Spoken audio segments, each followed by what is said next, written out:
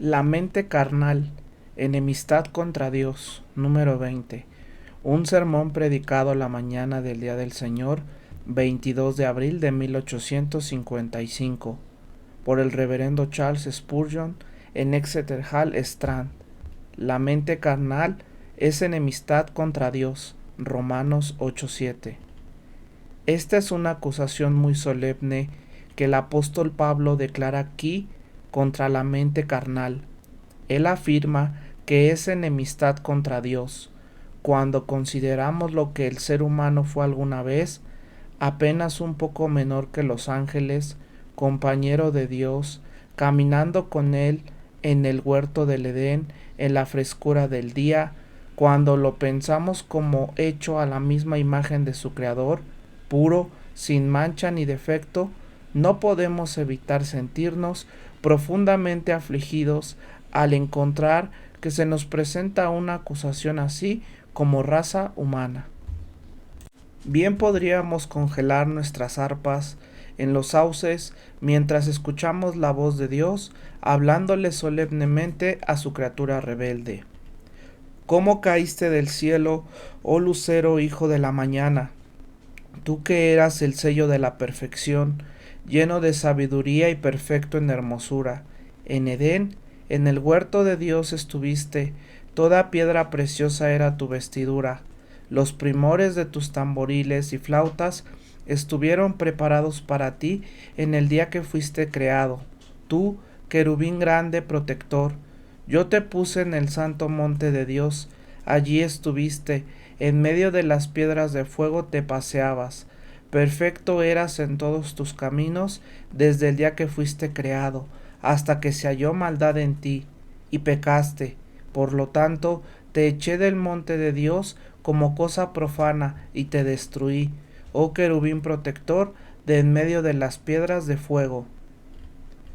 Hay mucho que nos entristece al contemplar las ruinas de nuestra raza, así como un cartaginés que caminara sobre las ruinas de su amada ciudad, derramaría muchas lágrimas al ver cómo los romanos la redujeron a escombros, o cómo un judío que anduviera por las calles desiertas de Jerusalén lamentaría que el arado haya arruinado la belleza y gloria de esa ciudad, que era el gozo de toda la tierra.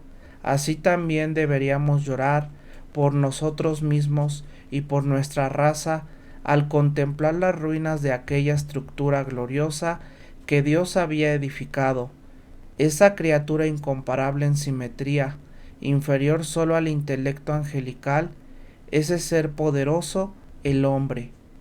Cuando vemos cómo ha caído de su alto estado y ya yace en un montón de destrucción.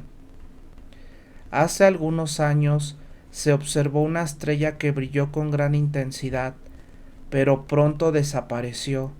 Desde entonces se ha afirmado que se trataba de un mundo en llamas, a miles de millones de millas de nosotros, y aún así los rayos de su incendio nos alcanzaron. El silencioso mensajero de la luz trajo la noticia a los habitantes lejanos de este planeta, un mundo en llamas.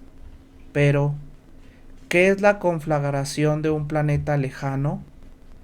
¿Qué es la destrucción de la simple materia del orbe más grande en comparación con esta caída de la humanidad, esta ruina de todo lo que es santo y sagrado en nosotros? En realidad no hay comparación posible, pues en una estamos profundamente involucrados y en la otra no. La caída de Adán fue nuestra caída. Caímos en él y con él. Fuimos igualmente afectados. Es la ruina de nuestra propia casa la que lamentamos. Es la destrucción de nuestra propia ciudad la que lloramos. Cuando nos detenemos y vemos escrito con letras demasiado claras como para malinterpretarlas, la mente carnal, esa misma mente que antes era santa y ahora se ha vuelto carnal, es enemistad contra Dios. Que Dios me ayude esta mañana a presentar esta acusación con toda solemnidad ante ustedes, o que el Espíritu Santo nos convenza tan profundamente de pecado que todos podamos declararnos unánimemente culpables delante de Dios. No hay dificultad en entender mi texto, apenas necesita explicación. Todos sabemos que la palabra carnal aquí significa de la carne. Los traductores antiguos lo expresaron así: la mente de la carne es enemistad contra Dios, es decir, la mente natural, esa alma que heredamos de nuestros padres, eso que nació dentro de nosotros cuando nuestros cuerpos fueron formados por Dios. La mente carnal, los deseos, las pasiones del alma, eso es lo que se ha desviado de Dios y se ha vuelto enemistad contra Él. Pero antes de entrar en una discusión sobre la doctrina del texto, observa cuán enfáticamente lo expresa el apóstol. Dice: la mente carnal es enemistad contra Dios. Usa un sustantivo, no un adjetivo. No dice simplemente que está en contra de Dios, sino que es enemistad en sí misma. No dice que es negra, sino negrura. No dice que está en enemistad, sino que es enemistad. No es corrupta, es corrupción. No es rebelde, es rebelión. No es malvada, es maldad en esencia. El corazón, aunque sea engañoso, es el engaño mismo. Es el mal en forma concreta, el pecado en su esencia. Es la destilación, la quintesencia de todo lo vil. No es envidiosa contra Dios, es envidia. No está en enemistad, es enemistad real y total. Y no hace falta explicar demasiado qué es enemistad contra Dios. No se acusa a la humanidad solo de tener aversión a la autoridad, las leyes o las doctrinas de Dios. Va más allá. El golpe es más profundo y certero. No golpea al hombre en la cabeza, sino que penetra hasta el corazón. Pone el hacha a la raíz del árbol y declara al ser humano como enemistad contra Dios, contra la persona misma de la deidad, contra su esencia, contra su existencia, contra su ser. No es sólo contra su palabra o su evangelio, aunque eso también es cierto, sino contra Dios mismo. Así que meditemos bien en las palabras del texto, porque son palabras solemnes, están bien articuladas por ese maestro de la elocuencia, Pablo, y además fueron dictadas por el Espíritu Santo, quien enseña al hombre a hablar con verdad. Que Él nos ayude a exponer este pasaje, así como Él nos lo dio para explicar.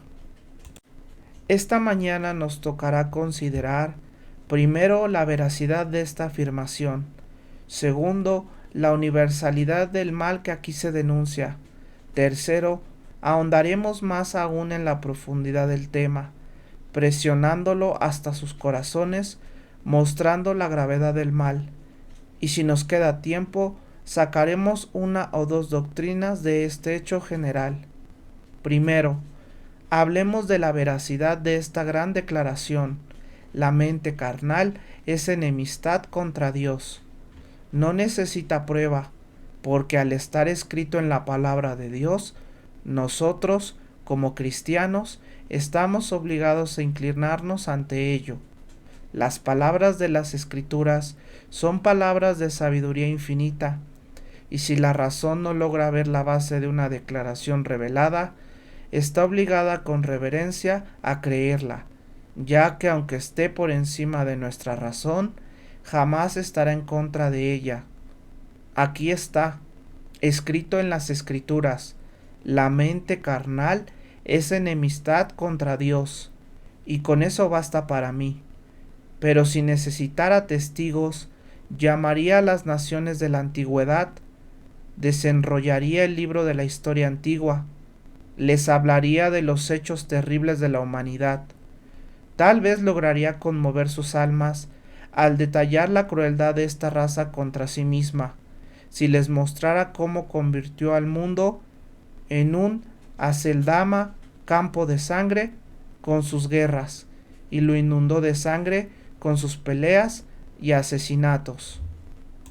Si mencionara la larga lista de vicios en los que las naciones enteras se han entregado, o si les presentara las biografías de algunos de los filósofos más famosos, me daría vergüenza hablar de ellos y ustedes se negarían a escuchar. Es más, como personas refinadas que viven en un país civilizado, no podrían ni soportar oír los crímenes que cometieron aquellos mismos hombres que hoy en día se exaltan como modelos de perfección. Me temo que si toda la verdad fuera revelada, nos levantaríamos tras leer las vidas de los grandes héroes y sabios de este mundo y exclamaríamos sin dudar: todos se desviaron a una, se hicieron inútiles, no hay quien haga lo bueno, no hay ni siquiera uno. Y si eso no fuera suficiente, les señalaría los engaños del paganismo, les hablaría del sacerdocio con el que sus almas han sido encadenadas a la superstición. Pondría a sus dioses ante ustedes, les mostraría las obscenidades horribles, los ritos diabólicos que, para esos hombres embriagados de idolatría, son cosas sagradas. Y luego, después de que escucharan cómo es la religión natural del hombre, les preguntaría: ¿cómo será entonces su irreligión? Si eso es lo que produce su devoción, ¿cómo será entonces su impiedad? Si eso es lo que expresa su amor ardiente hacia la deidad, ¿cómo será su odio contra ella? Estoy seguro de que, si conocieran realmente lo que es la raza humana, admitirían de inmediato que la acusación está probada y que el mundo, sin reservas y con total honestidad, tendría que exclamar: culpable. Otro argumento que puedo presentar es el hecho de que los mejores hombres siempre han sido los más dispuestos a confesar su depravación. Los hombres más santos, los más alejados de la impureza, son quienes más la han sentido. El que lleva las vestiduras más blancas es el que mejor nota las manchas en ellas. El que tiene la corona más brillante es el primero en notar cuando ha perdido una joya. El que más luz da al mundo es quien más puede descubrir su propia oscuridad. Los ángeles del cielo cubren sus rostros, y los ángeles de Dios en la tierra, su pueblo escogido, también deben de cubrir sus rostros con humildad al recordar lo que fueron. Escucha a David: no fue de los que presumen de tener una naturaleza santa o una disposición pura. Él dijo: he aquí, en maldad he sido formado, y en pecado me concibió mi madre. Escucha a todos los hombres santos que escribieron en las páginas inspiradas, y verás que todos confiesan que no eran puros ni uno solo. Incluso uno de ellos exclamó: miserable de mí, ¿quién me librará de este cuerpo de muerte? Y más aún, presentaré otro testigo para comprobar la veracidad de este hecho, uno que será definitivo: tu conciencia. Conciencia, te llamo al estrado. Hoy te voy a interrogar. Conciencia, responde con verdad. No estés adormecida con el opio de la autosuficiencia. Di la verdad. ¿Alguna vez has escuchado a tu corazón decir: ojalá no existiera Dios? ¿No han deseado todos los hombres en algún momento que nuestra religión no fuera verdadera? Aunque no hayan podido borrar del todo la idea de la existencia de Dios, ¿no han querido al menos una vez que ojalá no existiera? ¿No han tenido el deseo de que todo esto de la divinidad resultara ser una ilusión, una farsa, un engaño? Sí, dice cada persona sincera, Eso ha cruzado por mi mente alguna vez. He deseado poder darme rienda suelta. He deseado que no hubiera leyes que me restringieran. He deseado, como dice el necio, que no hubiera Dios. Ese pasaje en los Salmos que dice el necio en su corazón, no hay Dios, está mal traducido. Debería decir, dice el necio en su corazón, no Dios. El necio no dice que no exista Dios, porque sabe que sí hay un Dios, pero lo que dice es, no quiero a Dios, no me interesa, ojalá no existiera. ¿Y quién de nosotros no ha sido lo bastante necio como para desear que no hubiera Dios? Ahora, conciencia, responde otra pregunta, ya que has confesado que a veces has deseado que no exista Dios, sino una persona desea que otra muera, ¿no demuestra eso odio hacia ella? Sí, claro que sí. Así también, amigos, el desear que no exista Dios demuestra que no nos agrada a Dios. Cuando deseo que alguien muera y esté podrido en su tumba, cuando anhelo que no exista, es porque lo odio. De lo contrario, no desearía su desaparición. Así que ese deseo, y no creo que haya un solo ser humano que no lo haya tenido alguna vez, prueba que la mente carnal es enemistad contra Dios. Pero conciencia, tengo otra pregunta más. Ya que existe Dios, ¿no has deseado alguna vez que fuera un poco menos santo, un poco menos puro, para que esos pecados que ahora se consideran grandes crímenes fueran vistos como simples faltas leves, como pecadillos? ¿No ha dicho tu corazón alguna vez, ojalá estos pecados no estuvieran prohibidos, ojalá Dios fuera más misericordioso y los dejara pasar sin necesidad de expiación, ojalá no fuera tan severo, tan estrictamente justo, tan firme en su integridad? ¿No lo has dicho nunca, corazón mío? Y la conciencia debe responder, sí, sí lo has deseado. Pues bien, ese deseo de cambiar a Dios demuestra que no amas al Dios que realmente existe, al Dios del cielo y de la tierra. Y aunque hables mucho de religión natural y digas que reverencias al Dios de los campos verdes, de los prados floridos, de los ríos caudalosos, del trueno que retumba, del cielo azul, de la noche estrellada y del gran universo, aunque ames esa imagen poética de la divinidad, ese no es el Dios de las Escrituras, porque has deseado cambiar su naturaleza, y en eso has demostrado que estás en enemistad con Él. Pero, conciencia, ¿por qué tengo que dar tantas vueltas? Tú puedes dar testimonio fiel si decides hablar con verdad, de que cada persona aquí ha pecado contra Dios, ha quebrantado sus leyes una y otra vez, ha profanado su día, ha despreciado su palabra, ha rechazado su evangelio, y por eso es cierto, sí, muy cierto, que la mente carnal es enemistad contra Dios. Ahora, observa también la universalidad de esto en todo momento. La mente carnal es en todo momento enemistad contra Dios. O, dicen algunos, puede ser cierto que a veces estemos en oposición a Dios, pero seguramente no lo estamos todo el tiempo. Hay momentos, dice uno, en que me siento rebelde. A veces mis pasiones me desvían, pero seguramente también hay temporadas favorables en las que realmente soy amigo de Dios y le ofrezco una devoción sincera.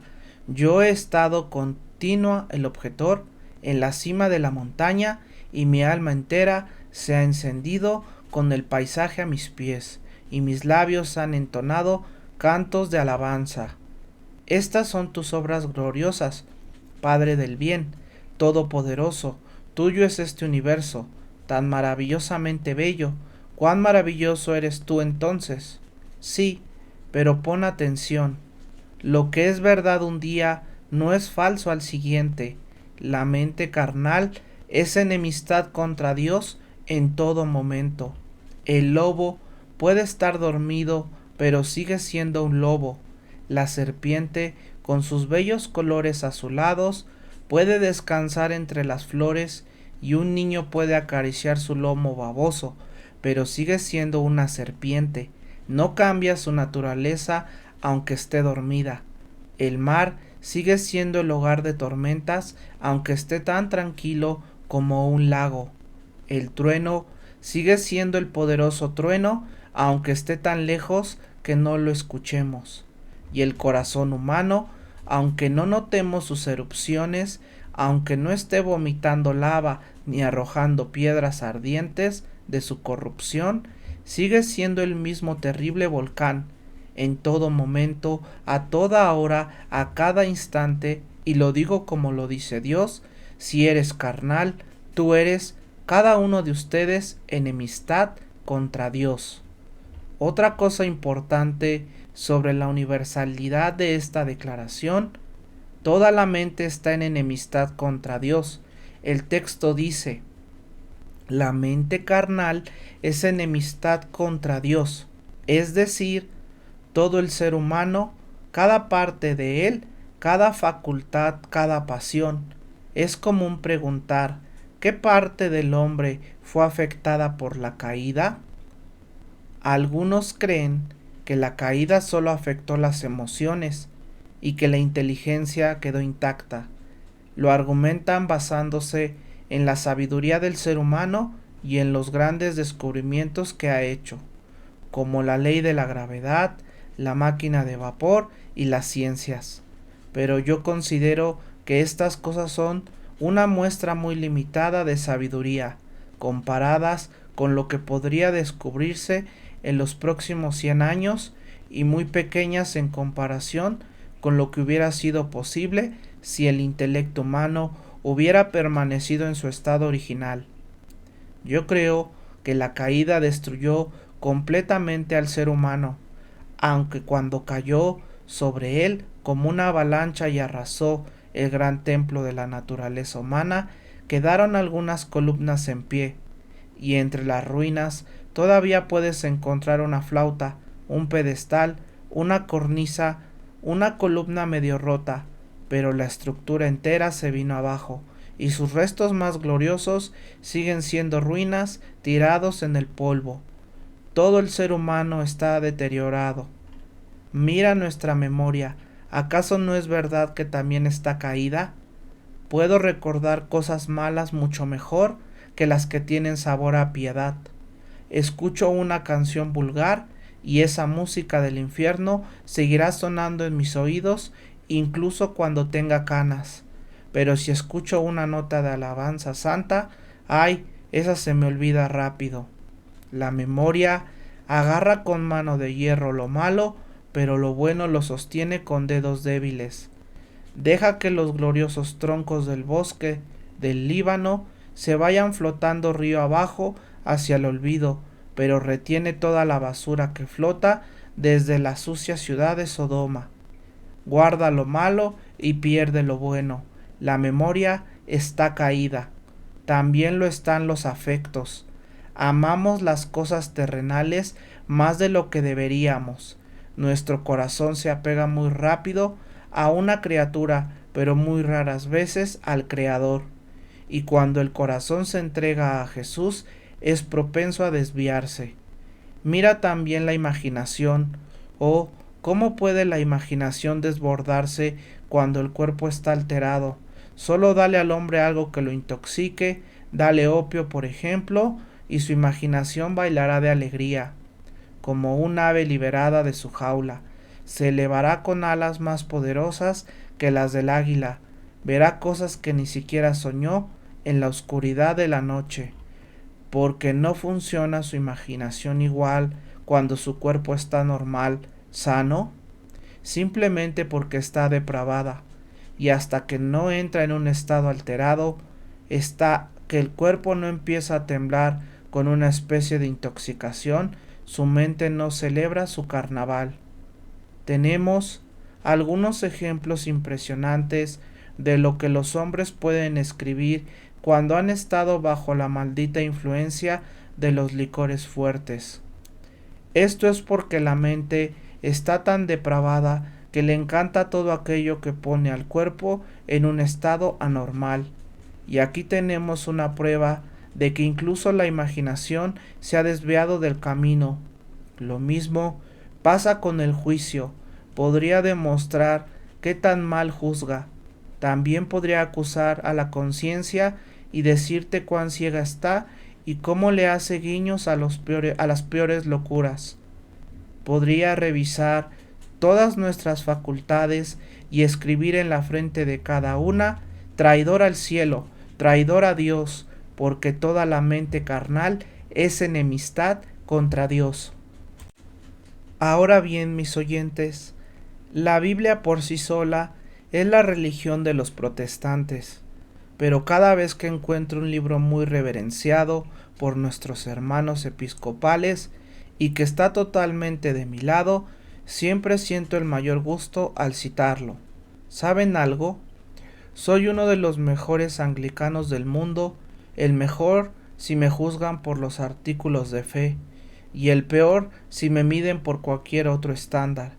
Si me miden por los artículos de la Iglesia de Inglaterra, no hay quien me supere bajo el cielo azul a la hora de predicar el Evangelio que contienen. Porque si hay un excelente resumen del Evangelio, está en los artículos de fe de la Iglesia de Inglaterra. Déjenme mostrarles que no han estado escuchando una doctrina rara. Aquí está el 9º artículo sobre el pecado original o de nacimiento.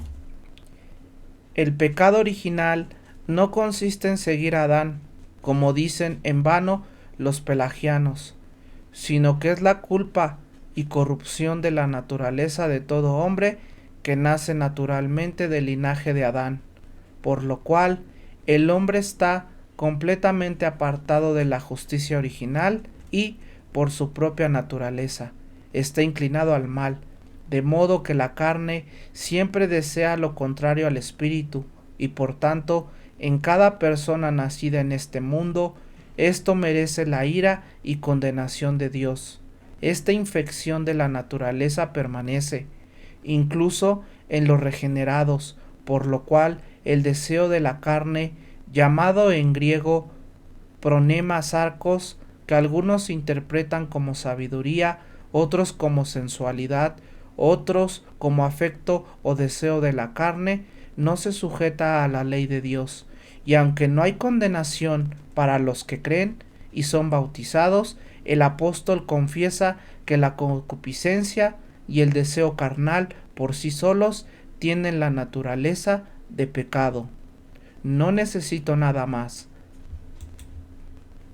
¿Habrá alguien que crea en el libro de oración y que esté en desacuerdo con la doctrina de que la mente carnal es enemistad contra Dios? 3. Dije que intentaría, en tercer lugar, mostrar la enorme gravedad de esta culpa. Temo, hermanos, que muy a menudo, cuando consideramos nuestra condición, pensamos más en la miseria que en la culpa. He leído sermones sobre la inclinación del pecador al mal que lo demuestran con gran fuerza, y ciertamente el orgullo de la naturaleza humana ha sido bien humillado y abatido. Pero hay algo que siempre me llama la atención cuando no se menciona y me aparece una omisión gravísima: la doctrina de que el ser humano es culpable de todas estas cosas. Si su corazón está en contra de Dios, debemos decirle que eso es pecado, y si no puede arrepentirse, debemos mostrarle que el pecado es la única causa de su incapacidad, que toda su lejanía de Dios es pecado, que mientras permanezca alejado de Dios, eso sigue siendo pecado. Me temo que muchos de los que estamos aquí debemos reconocer que no nos echamos a la conciencia la culpa de todo esto. Sí, decimos, tenemos muchas corrupciones, oh sí, pero nos quedamos muy tranquilos con eso, Hermanos, no deberíamos estar conformes. Tener esas corrupciones es nuestra culpa y deberíamos confesarlo como un mal enorme. Y si yo, como ministro del Evangelio, no presiono sobre el pecado que hay en esto, he fallado en señalar el verdadero veneno del asunto. He dejado fuera lo esencial si no muestro que es un crimen. Ahora bien, la mente carnal es enemistad contra Dios. ¿Qué pecado tan grave es ese? Esto se puede ver de las dos maneras. Considera la relación que tenemos con Dios y luego recuerda quién es Dios. Y después de hablar de esas dos cosas, espero que veas que, en verdad, es un pecado estar en enemistad con Dios. ¿Quién es Dios para nosotros? Él es el creador de los cielos y de la tierra, sostiene los pilares del universo, su aliento da perfume a las flores, su pincel las pinta, Él es el autor de esta hermosa creación, somos ovejas de su prado, Él nos hizo, y no nosotros a nosotros mismos. Él tiene con nosotros la relación de hacedor y creador, y, por eso hecho, reclama ser nuestro rey. Él es nuestro legislador, nuestro dador de leyes. Y luego, para empeorar todavía más nuestro crimen, Dios es el soberano de la providencia, porque es Él quien nos sostiene día tras día. Él suple nuestras necesidades, Él mantiene el aliento en nuestras narices, Él ordena que la sangre siga corriendo por nuestras venas, Él nos mantiene con vida y evita que muramos. Se presenta ante nosotros como nuestro Creador, Rey, sustentador y benefactor. Y yo pregunto, ¿acaso no es esto un pecado de una magnitud enorme? ¿No es alta traición contra el emperador del cielo? ¿No es un pecado terrible cuya profundidad no podemos medir ni con la mejor de nuestras razones, que nosotros, sus criaturas, dependientes completamente de Él, estemos en enemistad con Dios? Pero este crimen se vuelve aún más grave cuando pensamos en quién es Dios. Déjame hacerte un llamado directo en forma de preguntas, porque eso tiene más peso. Pecador, ¿por qué estás en enemistad con Dios? Dios es un Dios de amor. Él es bueno con sus criaturas. Te mira con ojos de bondad y benevolencia. Hoy mismo su sol brilló sobre ti. Hoy comiste, tuviste ropa y llegaste hasta aquí con salud y fuerza. ¿Odias a Dios porque te ama? ¿Esa es la razón? Piensa en cuántas misericordias has recibido de su mano a lo largo de tu vida. Naciste con un cuerpo completo, sin deformidades. Has gozado de una salud aceptable. Muchas veces te has recuperado de enfermedades. Cuando estabas a las puertas de la muerte, su brazo detuvo tu alma en el último paso hacia la destrucción. ¿Odias a Dios por todo eso? ¿Lo odias porque te ha perdonado la vida con su tierna misericordia? Mira toda la bondad que ha derramado sobre ti. Pudo haberte mandado al infierno, pero estás aquí. ¿Y lo odias por haberte perdonado? ¿O por qué estás en enemistad con él? Mi semejante, ¿no sabes que Dios envió a su Hijo desde su propio seno, lo colgó en un madero y ahí permitió que muriera por los pecadores, el justo por los injustos? ¿Y lo odias por eso? Oh pecador, ¿esa es la causa de tu enemistad? ¿Estás tan alejado que respondes con odio al amor? Y cuando Él te rodea de favores, te cubre de misericordias, te envuelve en su amor, ¿lo odias por eso? Él podría decirte, como Jesús a los judíos, ¿por cuál de estas obras me apedrean? ¿Y tú, por cuál de estas obras odias a Dios? Si un benefactor terrenal te diera de comer, ¿lo odiarías? Si te vistiera, ¿lo insultarías en su cara? Si te diera talentos, ¿usarías esos dones para atacarlo? Vamos, responde, ¿Forjarías tú el hierro para clavarle un puñal al corazón a tu mejor amigo? ¿Odias a tu madre que te cargó en sus rodillas? ¿Maldices a tu padre con tanto cuidado te crió? No, dirás, sentimos algo de gratitud por nuestros familiares en la tierra. ¿Dónde está entonces tus sentimientos? ¿Dónde está tu corazón que puedes despreciar a Dios y estar en enemistad con Él? Oh crimen diabólico, oh maldad satánica, oh inequidad tan enorme que las palabras no bastan para describirla. Odiar al totalmente hermoso, despreciar al esencialmente bueno, aborrecer al constantemente misericordioso, rechazar al siempre bondadoso, burlarse del amable y lleno de gracia, y por encima de todo, odiar al Dios que envió a su Hijo a morir por el ser humano. Ah, en esa frase, la mente carnal es enemistad contra Dios. Hay algo que nos debería hacer temblar, porque es un pecado terrible estar en enemistad con Dios. Cómo quisiera poder hablar con más poder, pero solo mi Maestro puede hacer que sientas en el corazón la enormidad de este horrible estado del alma. 4. Pero hay una o dos doctrinas que podemos sacar de esto. ¿Es la mente carnal enemistad contra Dios? Entonces, la salvación no puede ser por méritos, tiene que ser por gracia. Si estamos en enemistad con Dios, ¿qué mérito podríamos tener? ¿Cómo podríamos merecer algo del Señor que odiamos?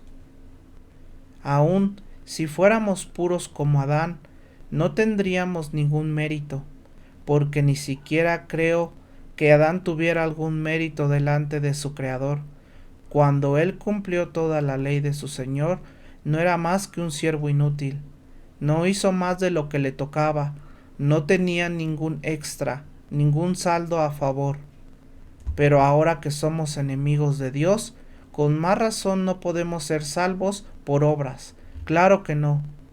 Toda la Biblia, de principio a fin, nos dice que la salvación no es por las obras de la ley, sino por las obras de la gracia. Martín Lutero decía que predicaba constantemente la justificación por la fe sola, porque, según él, el pueblo lo olvida, y tenía que predicarlo tanto que casi me daban ganas de golpearles la Biblia en la cabeza para que al fin les llegara al corazón. Así que es verdad, constantemente olvidamos que la salvación es solamente por gracia. Siempre queremos meter, aunque sea un pequeño pedazo de nuestra propia virtud, queremos hacer algo. Recuerdo una frase del viejo Matthew Wilkes: ¿salvado por tus obras? Es como intentar ir a América en una lancha de papel. ¿Salvado por tus obras? Es imposible. Oh no, el pobre legalista es como un caballo ciego dando vueltas en un molino, o como un prisionero subiendo una escalera sin fin, y al final no ha subido nada. No tiene confianza sólida ni una base firme sobre la cual apoyarse. Nunca ha hecho lo suficiente, nunca es suficiente. La conciencia siempre le dice: esto no es perfección, debería haber sido mejor. La salvación para enemigos tiene que venir por medio de un embajador, por medio de una expiación, sí, por medio de Cristo. Otra doctrina que podemos sacar de esto es la necesidad de un cambio total de nuestra naturaleza. Es verdad que por naturaleza nacemos en enemistad con Dios. Entonces, ¿cuán necesario es que nuestra naturaleza sea transformada? Son pocas las personas que sinceramente creen esto. Piensan que si al morir dicen: Señor, ten misericordia de mí, entonces entrarán directo al cielo. Déjame imaginar un caso imposible por un momento. Imagina a un hombre entrando al cielo sin un cambio de corazón. Pasa por las puertas, escucha un cántico y se sobresalta. Es un canto de alabanza a su enemigo. Ve un trono, y en él está sentado uno que es glorioso, pero es su enemigo. Camina por calles de oro, pero esas calles le pertenecen a su enemigo. Ve huestes de ángeles, pero esas huestes son siervos de su enemigo. Está en la casa de su enemigo, porque está en enemistad con Dios. No podría unirse al canto, porque ni siquiera sabría la melodía. Ahí estaría callado, inmóvil, hasta que Cristo dijera con voz más fuerte que 10,000 truenos: ¿Qué haces aquí? ¿Enemigos en un banquete de bodas? ¿Enemigos en la casa de los hijos? ¿Enemigos en el cielo? Fuera de aquí, apártense, malditos, al fuego eterno del infierno. Oh señores, si un hombre no regenerado pudiera entrar al cielo, repito una frase muy usada por Whitefield, sería tan infeliz en el cielo que le pediría a Dios que lo dejara correr hacia el infierno para refugiarse. Debe haber un cambio si consideramos la eternidad. ¿Por qué? ¿Cómo podrían los enemigos de Dios sentarse en el banquete del Cordero? Y para concluir, déjame recordarte, porque está en el texto, que ese cambio tiene que ser producido por un poder más allá del tuyo. Un enemigo puede que logre hacerse amigo, pero la enemistad no puede transformarse a sí misma. Si ser enemigo fuera solo un rasgo más, tal vez uno podría cambiarse, pero si la enemistad es la esencia misma de su ser, entonces la enemistad no puede cambiarse por sí sola. No, se necesita algo que va más allá de lo que tú puedas hacer. Esto es precisamente lo que se ha olvidado en estos tiempos. Necesitamos más predicación del Espíritu Santo si queremos ver más conversiones reales. Se los digo, señores, si tú te esfuerzas por cambiarte a ti mismo y mejorar una y otra vez, nunca serás lo suficientemente bueno para el cielo, hasta que el Espíritu de Dios haya puesto su mano sobre ti, hasta que Él haya renovado tu corazón, hasta que Él haya purificado tu alma, hasta que Él haya transformado completamente tu espíritu y hecho un hombre nuevo. Solo entonces podrás entrar al cielo. Qué serio debería de ser este pensamiento para cada uno de nosotros. Aquí estoy yo, criatura de un día, mortal, destinado a morir, pero con un alma inmortal. Y en este momento estoy en enemistad con Dios. ¿Qué debo hacer? ¿No es acaso mi deber y también mi felicidad preguntarme si hay una forma de reconciliarme con Dios?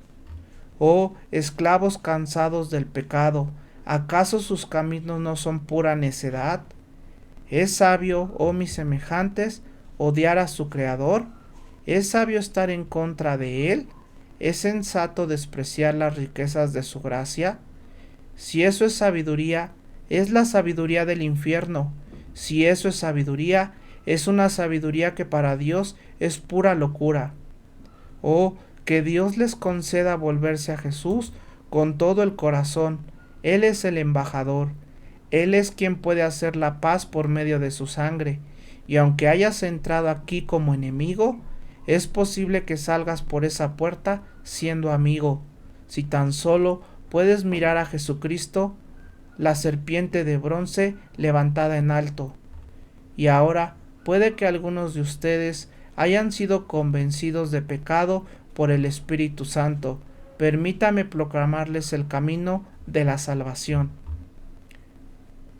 Y como Moisés levantó la serpiente en el desierto, así es necesario que el Hijo del Hombre sea levantado, para que todo aquel que en él cree no se pierda, sino que tenga vida eterna.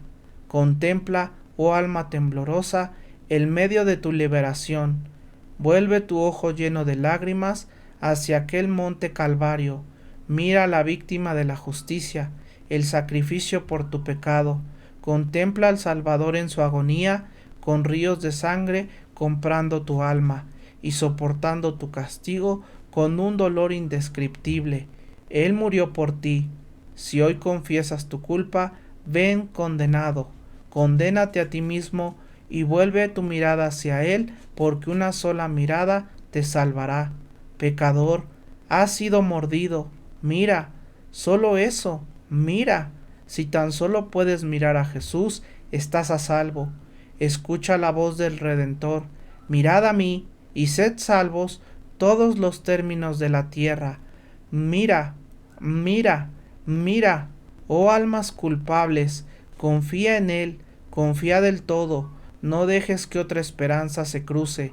Nadie más que Jesús puede hacer bien al pecador sin fuerzas. Que mi bendito Maestro te ayude a venir a Él y te lleve a los pies de su Hijo por amor de Jesús. Amén y amén.